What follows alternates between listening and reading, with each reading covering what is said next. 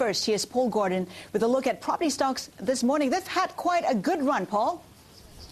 They've had a very good run, although, as your guest earlier pointed out, that's because so many of them came close to bankruptcy. You're a brave person if you bought back in March. Let me take a look at Japan first of all. Here's a look at the Topix Real Estate Index. It's up 70% year to date. That makes it the third best performer of 33 industry groups. As you can see here, though, things have flattened out. In the last 3 months, it's been just the 9th best performer, and in August, it rose just 2%, making it only the 22nd best performer. Still, all that may change if Japan's new government is willing.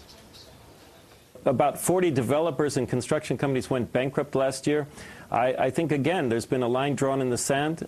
Recently, there's been, for example, a support fund, public-private fund set up to support the REITs in Japan, and REITs, in turn, are meant to support property transactions.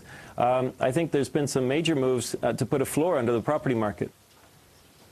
Now, Haslenda, here's a look at the top property stocks in Japan. Mitsubishi Estate, today down 2.5%. It's only up 3% year to date, though. Mitsui Fudosan down 2.5%. Toei Housing is the best performer year to date, up 346%. It also, though, down 2% today. Now, let's take a look at Hong Kong. This is a particular case here. 7 of the 10 best property performers in Asia are in Hong Kong. If we take a look at one of the charts which tells us what's going on, though, here, this one comes from Foxpick Kelton Asia. Mark Matthews is the strategist there. He says buy Chinese exporters and sell Chinese property stocks. Here we have a ratio of Chinese exporters to property developers. Since June, that ratio has been declining. That suggests that property developers are underperforming Chinese exporters. So that's one warning from him. Also, let's take a look at what's going on with Singapore property stocks. The best performers there have doubled, or in one case trebled so far this year. Hobie Investment is up 258%.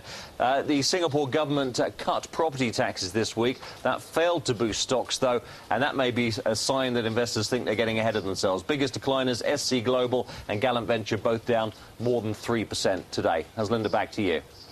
Well, I guess when you have an ultra-low base, it's not surprising if your stock price triple in that period. Paul Gordon, thank you.